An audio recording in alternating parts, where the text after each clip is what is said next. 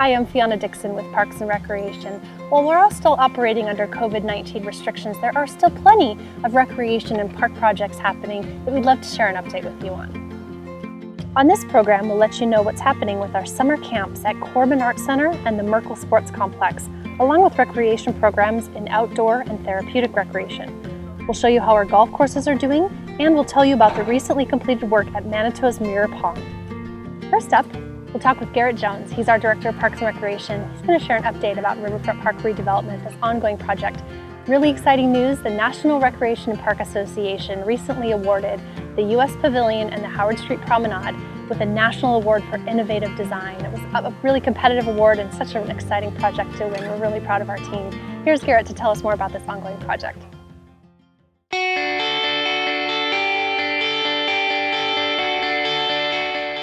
Welcome to our summer edition of the Riverfront Park Redevelopment Update. I'm Fiona, and with me today is Garrett Jones. He's Director of Parks and Recreation for the City of Spokane, and he's going to tell us all about what's been happening at the Riverfront Park under construction. Garrett, welcome. Thank you for having me. Well, we're standing here on the North Bank site, and a lot has been happening over the last few months. Tell us about the progress that's been made on the playground. Yeah, a lot of activity on the North Bank. We're going to be one of the biggest transformations that we see in the entire Riverfront Park. Yeah. And so what you see behind me is a lot of activity that we hope is going to be one of the jewel pieces of play in Riverfront Park. And so a part of that is connections, and that's going to be around our partners and connecting with the future sportsplex that you see behind us and having an ADA access up to the top of the bluff. And then next to that is the biggest playground that we have in our system, is a 1-acre regional playground themed around the great Ice Age floods. Yeah. And as we keep moving further into the park, we'll see an 8,000 square foot wheel and skate facility, signature Hooptown USA, partnered with the Spokane Parks Foundation, basketball courts, and then increased public parking as well. when you talk about what you're fitting into this North Bank, it's pretty incredible. There's a lot of amenities here. What did this used to look like for people who might not be familiar? What this looked like before is the back door of Riverfront Park. It was a dirt parking lot, didn't say or scream anything that looked like parks. And so when the public comes down to this, when this is finished, it will look like something that's never been seen before. And it will be the biggest transformation to have zero grass, zero public space to now being one of the most active places in our community. That's right. And the playground really is the fifth and final bond project that the citizens voted on. Tell us more. You said it's an Ice Age flood playground. What does that look like? What does it look like? So there's going to be themed around our geologic features in this region. So starting off, we'll have a splash pad that lets the floods loose. And so kids will be able to play in jets and this big stream of water that comes over this rock cliff. And then as we are going through, there'll be rock climbing apparatuses, log jams, Mima mounds, ripples that kids will be able to play on. And then one of the biggest pieces of the playground will be a 35-foot tower that kids will be able to climb on, tube slides coming down, and a great view of Riverfront Park. Yeah, it's a neat educational experience. Kids might not even realize what they're learning as they're playing on these important geological pieces of our history. And that's the best type of education, is play and also learning at the same time. Yeah, and that skate park you mentioned, that's been in the making for quite a few years. It has.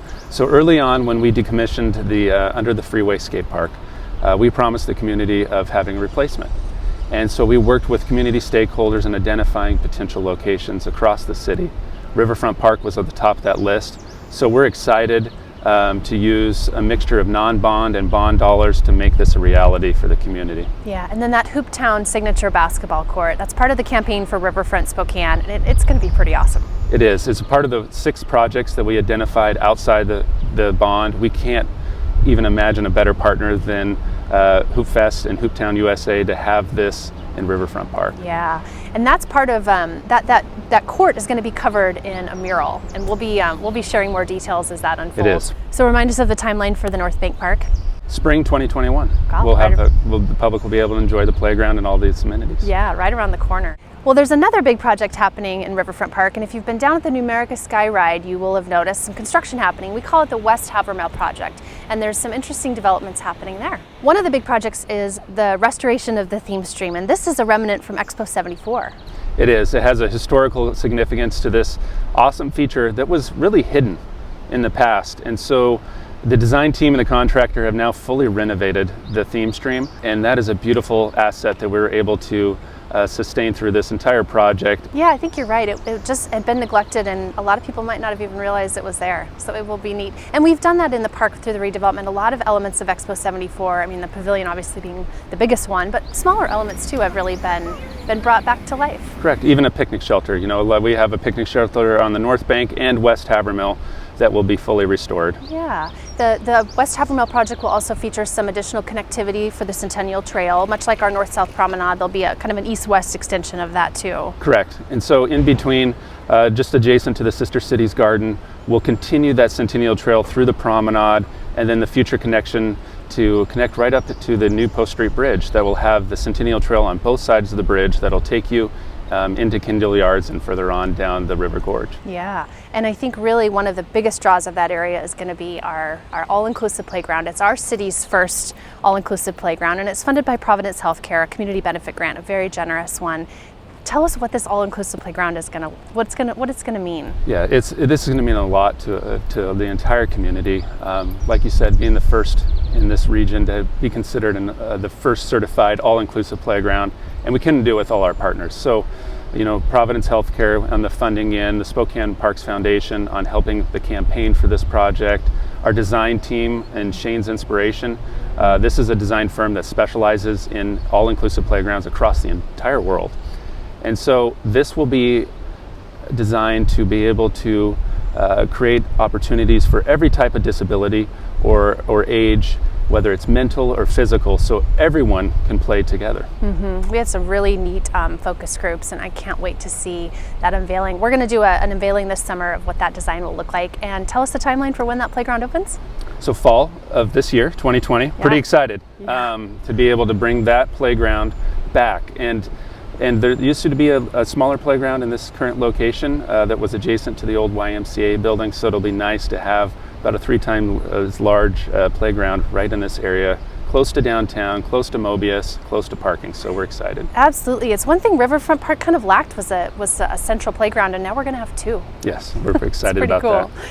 And a kind of underlying the redevelopment has also been a master plan for art. And we know there's so many beautiful pieces of art here in the park, and we're looking forward to a vision of more. Tell us what's kind of around the corner for art in the park. Yep. So part of the West Havermill project is what we call the Stepwell.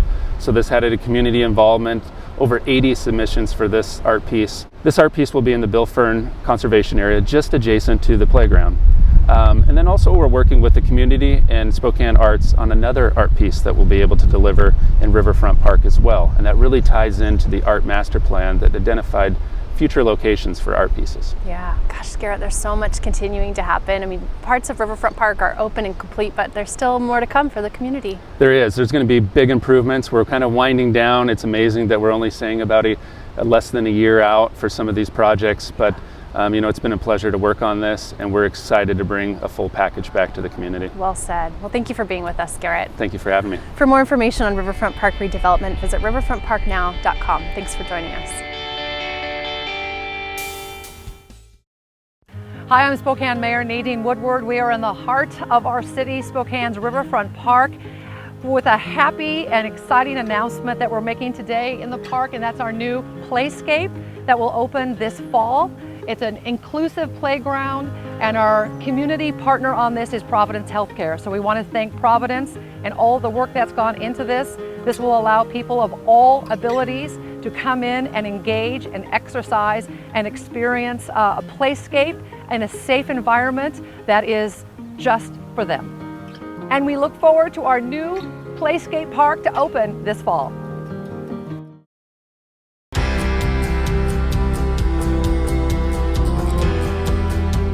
My name is Jennifer Papich. I'm the Recreation Director for City of Spokane Parks and Recreation Department. Our team has been working diligently to provide you programs following state and local guidelines because your health and well-being are our top priority. We are so excited to be bringing fun back to you safely, starting with camps at Corbin Arts Center and the Dwight Merkel Sports Complex. We really wanted to do this video to give you a snapshot of what you can expect while bringing your kiddos to camp under these modified Phase 2 reopening guidelines. Camp groups or pods will be no larger than 22 people, and that's including staff and campers. There will be sanitation, disinfecting, and hand washing built into the schedule. All camp staff and campers must wear face coverings at all times, except for designated physical activity and mealtime while physically distant. Our staff are receiving extensive training on these modifications built into their normal staff training so we can best serve you and your children. Here's what you can expect when arriving at summer camp at Corbin Arts Center. Parents and campers can arrive no earlier than 8:45 a.m. and get in a physically distanced line in front of the building indicated by cones and signage. You will be asked a series of health questions about your child as part of the new check-in procedure. It is important that you check your child's temperature every day prior to attending camp, as this will be a part of the health screening and is required if your child is to attend camp that day. Please bring your own pen to sign in your camper and also wear your face coverings during check-in. Campers will then be guided into the building by camp staff where they will be placing their belongings in a labeled plastic bag. Each camp pod is set up in a physically distanced manner, and each camper will receive his or her own set of supplies that are theirs and only theirs for the week. Lunch, snack, outside time, and bathroom breaks will also be coordinated and staggered to minimize the interaction between the different pods in the building. At the end of the day, checkout will also occur outside the building as the campers will be staged in their pods with their belongings, and parents will need to be masked and again provide their own pen for signing out their campers for the day. That's what you can expect when coming to summer camp at the Corbin Arts Center. Now I'm going to send it over to Ryan Griffith so he can explain to you what to expect when attending summer camp at the Dwight Merkle Sports Complex. Welcome to the Dwight Merkle Sports Complex, where the summer day camp at Merkle is going to be taking off here July 20th for the 2020 summer. Now the check-in, check-out process is going to be very similar to the Corbin Arts Center process. You will receive in your parent packet the parking lot location of where to meet the camp. It's going to be the south lot at the Dwight Merkle Sports Complex. Once you park, you'll notice signs directing you to the check-in, check-out area. Come on in and follow those markers on the ground to make sure that you're keeping your physical distance. Our friendly summer day camp counselors will be ready on site to check in your child and get them off to a wonderful summer. Masks will be required for the summer day camp at Merkle, such as times when the kids are in groups close together. Some activities will also require them to be wearing masks when physical distancing can't be had. Other times that mask can be removed for that activity. The summer day camp at Merkle hosts a variety of activities, including biking on the BMX track, biking, skateboarding in the skate park, a variety of sports activities, arts, crafts, and all sorts of adventures. They might even go kayaking. The summer day camp at Merkle has a variety of themed weeks, including scavenger hunts, searching for Sasquatch, and Mad Scientist Week. It's going to be an awesome summer. We look forward to having you and your kiddo out with us this summer. For more information, please visit SpokaneParks.org and have a great summer. Hi, my name is Mark Poyer, City Golf Manager for the Parks and Recreation Department. Here today we are at Esmeralda Golf Course, located at the northeast portion of Spokane. It is beautiful and very charming. We did update the irrigation system. We started the project fall of 2019 and we completed the project early spring of 2020. This replaces the old antiquated system from the original construction of this golf course in 1956. We are targeting a 20% reduction in water usage at Esmeralda Golf Course, but feel 15% is easily within reach.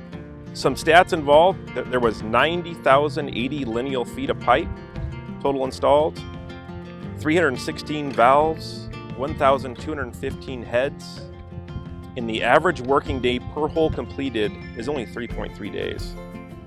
Now with Indian Canyon and Esmeralda Golf Course being complete with our irrigation projects, the next on the list will be Downriver Golf Course, followed by Qualchin. Here at Esmeralda Golf Course, we strive to provide an environment that is friendly to all ages and abilities. We also offer golf boards and golf cycles for your enjoyment. Golf cycles are available here to rent at Esmeralda Golf Course, as well as Indian Canyon Golf Course, and provide a little added benefit to enjoy around even more. Another family-friendly event that we hold here at Esmeralda Golf Course every weekend, that's Saturday and Sunday, is our family night, and it's very popular. Everybody in your family can play golf, along with 2 carts for $49. It's a really good deal.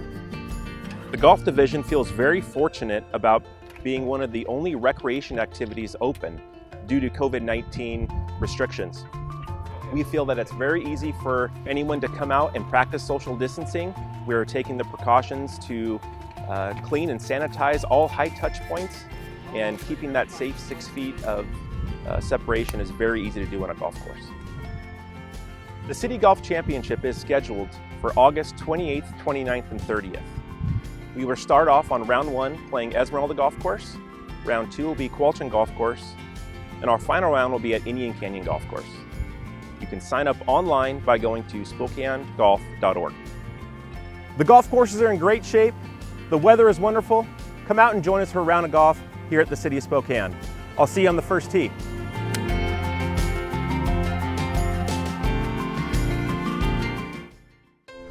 Hello, I'm Ryan Griffith with the City of Spokane Parks and Recreation Outdoor Program. We're looking forward to bringing you outdoor rec activities this summer, such as canoeing, kayaking, stand-up paddleboarding, hiking, biking, who knows what else, but we're looking forward to seeing you outside this summer. You will notice some modifications to our outdoor rec programs. We are modifying to encourage physical distancing, and we are not transporting participants this summer. So you will need to meet us on site and provide any needed parking pass, such as a Discover Pass or Washington Department of Fish and Wildlife parking pass at any boat launch that we might meet you at. After registration, you'll receive a pre-trip information packet that'll outline some safety precautions and additional information about the trip. When you do arrive on site, you'll see orange cones set up to make sure that people are physical distanced when they do come in for check-in. You'll receive an emailed waiver, which we would like you to sign and email back to our office. If you do need to sign on site, please make sure to bring your own pen. All equipment is being sanitized before and after each trip, including paddles, PFDs, kayaks, canoes, and stand-up paddleboards to ensure the safety of all of our participants. Upon arrival, be prepared to answer the health check questions. They'll also be sent to you in your pre-trip letter as well. Participants will be required to wear face masks upon arrival to the location. You will need to wear those throughout the safety briefing and dry land instruction. Once we get into our physical activity and you can maintain 6-foot distance from other participants, you may remove your masks. But masks are important, so please wear them while out on trips with us. If you choose not to go out on a public trip with us, we also do private family trips as well. So if you have a desire to go out on a trip, give us a call at the office, 509-363-5414, and we can get you scheduled for a private family trip. Even though our activities are limited this summer, we look forward to providing activities this summer into fall and look forward to seeing you out on a trip with us. Have a great day. Hi everybody, Nick Hammond here, landscape architect with Spokane Parks and Recreation, standing on a sunny July day here at Manitou Mirror Pond. We are actually here today, park staff, planting our treatment wetland for the Mirror Pond project. We're really excited. The contractor has finished their work in the pond. You can come and walk around it. It's so much cleaner than it was. And we are now doing the finishing touches ourselves, which is really a fun thing. We've even got some office staff, myself included, out here planting away. A couple notes about the pond project itself. We took almost 6,000 yards of phosphorus-laden soil out of the bottom of the pond to clean it. We took and excavated the pond, and we took it from 2 feet deep down to almost 6 feet deep in some spots to keep the water cooler and reduce the amount of algae that we grow here. And we've taken some measures to install this treatment wetland. We've got our first round of testing back, and we've reduced the chemicals that grow algae by almost 3/4 in the water from what used to be here. And so that's a really good job of resetting the pond. You'll see as the summer months continue that the pond will change and that it won't be perfectly clear as we continue to dial it in. Remember, we're after a healthy pond, not necessarily a crystal clear pond like a swimming pool. So we continue to test, we're continuing to adjust. As we turn our treatment wetland on, we'll be looking at how we continue to manage the pond to improve clarity for the long term. One of the things we'd ask for your partnership with, and we could really use your help in not feeding the wildlife here at Manitou Pond and not bringing wildlife to stock the pond. Nature will do its job. We will see some aquatic life come back to the pond. As a matter of fact, we've already seen some fish and we really don't want to be feeding that wildlife. So if you can help us with that, it'll really help keep the pond cleaner longer. So as we plant the treatment wetland today, we're really excited to turn this feature on for the citizens of Spokane. This will, when done, look like a stream or a water feature, but it has a really important ecological and functional role for the pond itself, in that it's planted by a bunch of plants that soak up all those nutrients that grow algae in the water. And so we'll be able to soak those nutrients up as we run a nice new feature, and then at the end of the year we'll be able to take those plants and that vegetation away and keep the pond clean. So this is a really cool new feature, but it's also going to be a really functional feature too. If you've been by and you're wondering when the water feature will turn on, we're turning it on today for a short period of time to grow our plants in, and we'll be doing that daily for the next couple of weeks. But by August, we'll have that thing running all day, every day, so you can come and enjoy and hear the water next to the pond.